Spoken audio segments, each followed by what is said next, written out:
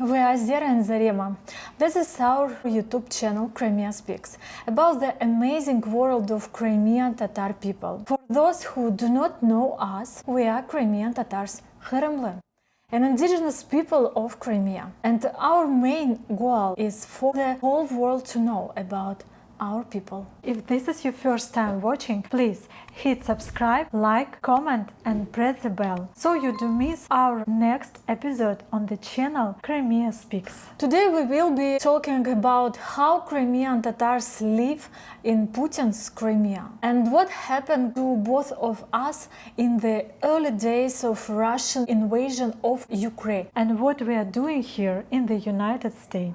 After Russian invasion, we were really scared and we hid in someone's basement. Already in the first 6 days, the information about terrible Russian murder and atrocity reached us. That was happening 15 minutes away from us. After 6 days, our friend helped us and we traveled to western Ukraine.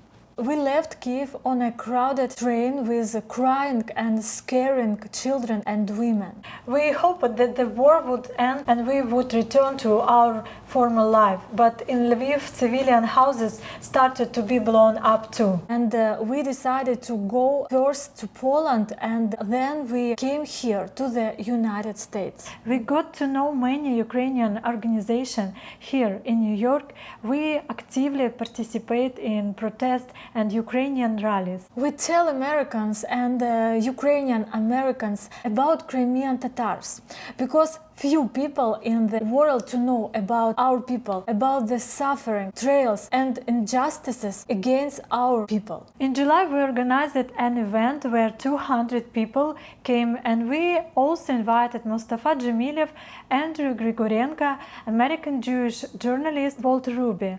It was an important event for two of us because the main purpose was to tell American and even Ukrainian people about our people, to tell them the truth about what has been happening to our people since the first occupation of Crimea by Russians in 1783. In 2014, when Russian troops occupied Crimea, the Crimean Tatars were among the most ardent opponents of Russia's invasion of their homeland. Since then, Crimean Tatars have been paying a high our disobedience. Crimean Tatars live in fear. As occupation, all our fear, all the tragedies that our people have suffered since 1944 have resurrected up. Crimean Tatars, and these are mainly Muslims of Turkic origin, make up about 12% of the 2 million population of Crimea.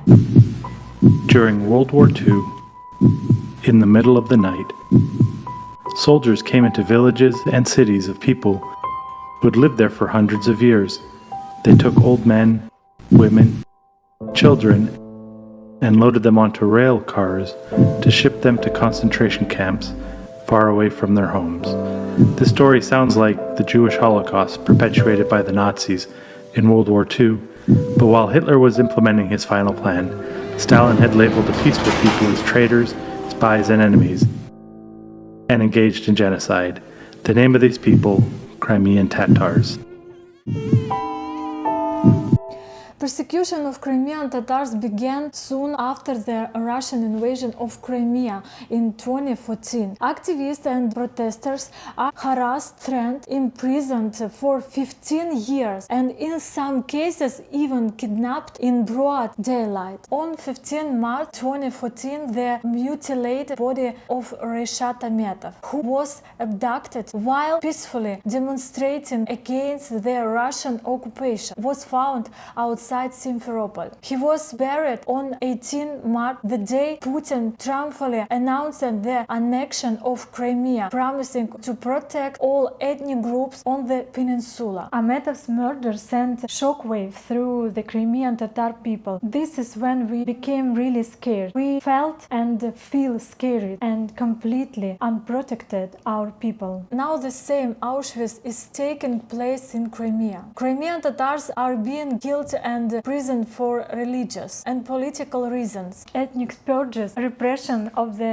indigenous people. Today, there are more Crimean Tatar political prisoners than Russian political prisoners. There are 300,000 of us and 146 million Russians. More than 1,000 children were left without fathers. Crimean Tatar media outlets were shut down or turned into Russian language Kremlin mouthpieces. The Crimean Tatar language all but disappeared from the public sphere. The Mejlis, the representative body of the Crimean Tatar, was declared extremist and disbanded. On May 18, 1944, Stalin committed genocide against the Crimean Tatar people by deporting the entire people from Crimea. 46.3% of the Crimean Tatar population died in this deportation. For 30 years, we had gathered on squares in our cities to pay tribute to the victims.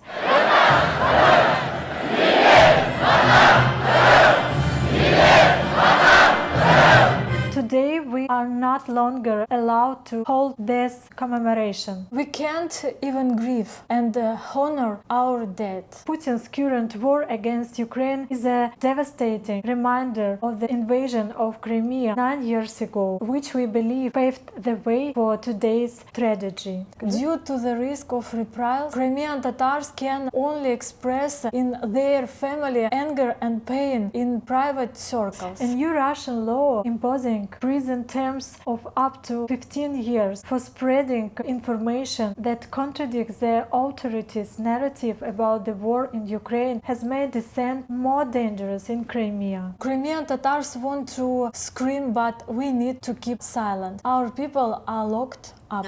Öldürecekler, o tarafımızı yaptılar, ah var yedik. Ah bizim koruyan kumçuklarımız, o çabuktan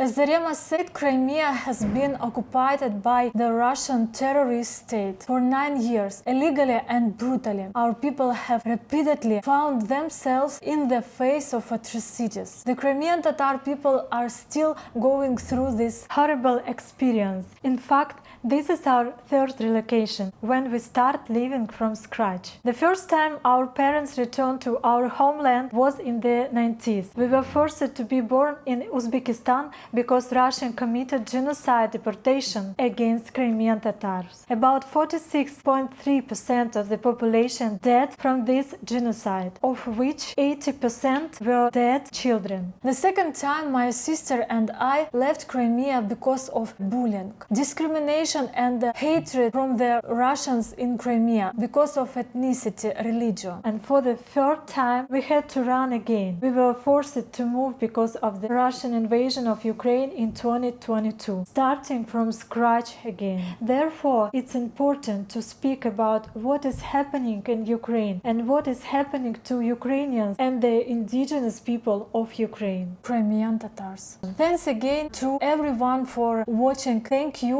all very much for the subscription, for the comments, for your questions, For the thumbs up. Thanks again for everyone for spending 10 minutes on our channel. See you in the next video. Çok sağ olun, görüşürüz.